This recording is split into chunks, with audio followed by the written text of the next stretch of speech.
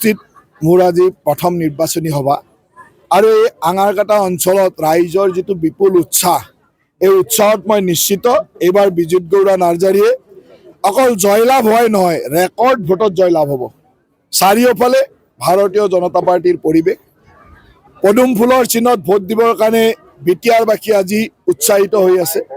এই দৰংগাজুলিত বিজিত গৌড়া নাৰ্জাৰীয়ে বিপুল ভোটত বিজয়ী হ'ব আৰু আমি সকলোৱে মিলি এখন সুন্দৰ বিটিয়াৰ নিৰ্মাণ কৰিম, সুৰক্ষিত বিটিয়াৰ নিৰ্মাণ কৰিম, যি বিটিয়াৰত প্ৰতিটো জাতি জনগোষ্ঠীৰ সমান অধিকাৰ থাকে। প্ৰত্যেক জাতি জনগোষ্ঠীয়ে নিজক এইখন বিটিয়াৰত সুৰক্ষিত অনুভৱ কৰে আৰু নিজকে প্ৰথম শ্ৰেণীৰ নাগৰিক যেন অনুভৱ কৰে।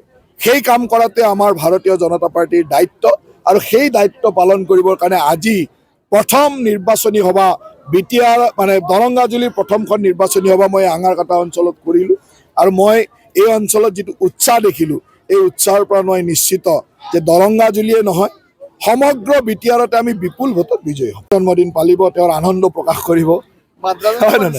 সেইটো পাকিস্তান আৰু বাংলাদেশৰ কাৰণে তেওঁ হিৰো, অসমৰ কাৰণে, ভাৰতবৰ্ষৰ কাৰণে তেওঁ জিৰো। পাকিস্তান আৰু বাংলাদেশৰ কাৰণে তেওঁ হিৰো। গতিকে পাকিস্তান আৰু বাংলাদেশত তেওঁৰ জন্মদিন পালিব, তেওঁৰ উৎসাহত উৎসাহিত হ'ব। গতিকে তাতেই বুজিব লাগে, যি মানুহৰ জন্মদিন পাকিস্তান আৰু বাংলাদেশত পাতিব, সেই মানুহ আমাৰ কাৰণে কিমান ভয়ংকৰ হ'ব পাৰে, কিমান ভয়াৱহ হ'ব পাৰে, সেইটো এটা বুজিয়ে পাইছে। পাকিস্তান আৰু বাংলাদেশত কাৰোবাৰ জন্মদিন পাতে নেকি? গতিকে যাৰ জন্মদিন পাতে সিটো ভাৰত বিৰোধী মানুহ হ'বই লাগিব। গতিকে ভাৰত বিৰোধী মানুহ এজনৰ জন্মদিন পাকিস্তান বাংলাদেশৰ অসমত পতাৰ কথা নাহে। গতিকে তেওঁক মই শুভেচ্ছা দিছোঁ যে ভাৰত বিৰোধী শক্তিৰ লগত তেওঁ থাকক আৰু তেখেতক নিশ্চিহ্ন কৰাৰ দায়িত্ব আমাক অসমৰ ৰাইজে দিছে, ভাৰতবৰ্ষৰ ৰাইজে দিছে আৰু ভগৱানেও দিছে বুলি মই ভাবি লৈছোঁ যে তেখেতক নিশ্চিহ্ন কৰাৰ দায়িত্ব আমাৰ। এজন MLA আৰু এজন প্ৰাক্তন MLA হাৰাই যেতিয়া বিজিত গৌড়া নাৰ্জাৰী আহিব, বিজিত গৌড়াটো আমাৰ মেইন হিৰো হ'বনে নাই? আৰু মেইন হিৰো হ'বলৈ গৈ আছে। MLA-কো হাৰাব, ex-MLA-কো হাৰাব আৰু হাৰাই বিজিত গৌড়া নাৰ্জাৰী আমাৰ মেইন হিৰো হৈ যাব, চিন্তা কৰিব নালাগে। ইয়াত ইছ্যু এটা চলি আছে, নায়েই। মই সুধিলোঁ, ডি ভোটাৰ নায়েই ইয়াতে।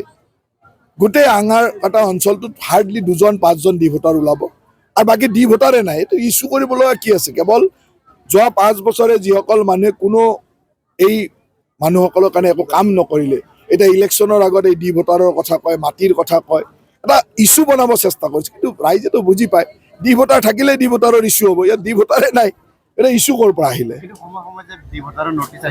চাওক, ভাৰতীয় জনতা পাৰ্টি যেতিয়ালৈকে আছে তেতিয়ালৈকে নিশ্চিত থাকক, হিন্দু বঙালী বা আমাৰ যিসকল সনাতনী সংস্কৃতিক বিশ্বাস কৰা মানুহ, সেইসকল মানুহ কেতিয়াও বিপদত নপৰে, সেইটো নিশ্চিত থাকক। জইনিং আছে, হিউজ জইনিং, যিটো আপোনালোকে হয়তো দেখিলে অনুমান কৰিব পৰা এটা হিউজ জইনিং আছে। বেলেগ বেলেগ দলৰ বিভিন্ন কাৰ্যকৰ্তা আজি আমাৰ দলত যোগদান কৰিব আৰু সেই যোগদান কাৰ্যসূচীলৈ মই যাম।